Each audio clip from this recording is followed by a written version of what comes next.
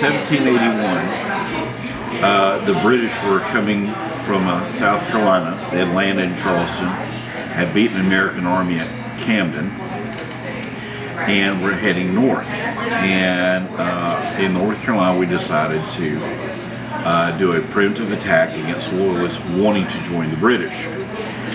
They run into trouble at Cowpens and Kings Mountain, Colson's Mill, and then they camp at Ramser's Mill during the winter.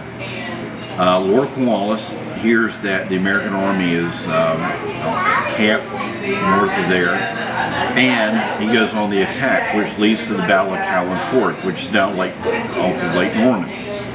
Okay, the battle that we're looking at specifically is that General Davison was trying to slow down the British like a speed bump.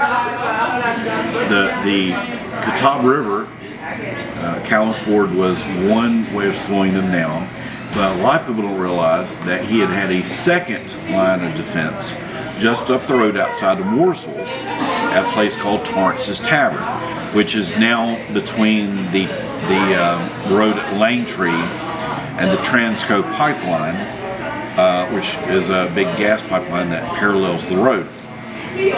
And for us locals, and my family's been here over 200 years, we're told by our ancestors that some of the guys that fought the British, tried to slow them down at the river, had come back to the tavern and were getting a drink and calming their nerves. The British sort of showed up, and there's a small fight. Well, doing research, this is about doing primary research, what I found out is the fact that it wasn't a small fight at all.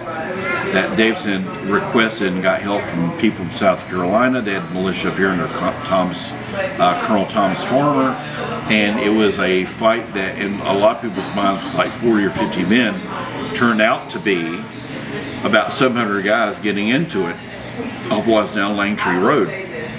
By the way, the lead of the British attack was led by American loyalists in what's called the American Legion, fighting for the British, the Green Dragoons. They wore green uniforms, and they were Americans that had joined the British. And they led a cavalry charge under a guy named Tarleton down that ridge line, what is now the Langtree area.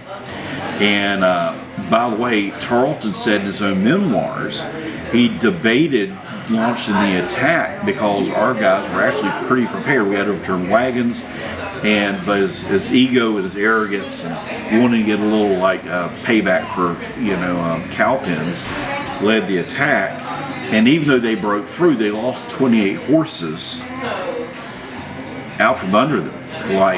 Think about our guys were waiting behind the taverns, like, wait, now, and took out 20 of their horses. And though they broke through, it slowed them down again, and it allowed our army, which was retreating up to Salisbury and then to Guilford Courthouse, time to get away. And interestingly enough, Tarleton sent a group down the road, and they ran into the back of the revolutionary, the real Patriot Army retreating, but they didn't know it. Why? They didn't have proper uniforms or flags or identification. Like I said, the tavern was later burned by the British, and the debate is where's the tavern. I believe the tavern is not on Lowe's headquarters territory property where everyone thought it was. I believe it's across the street.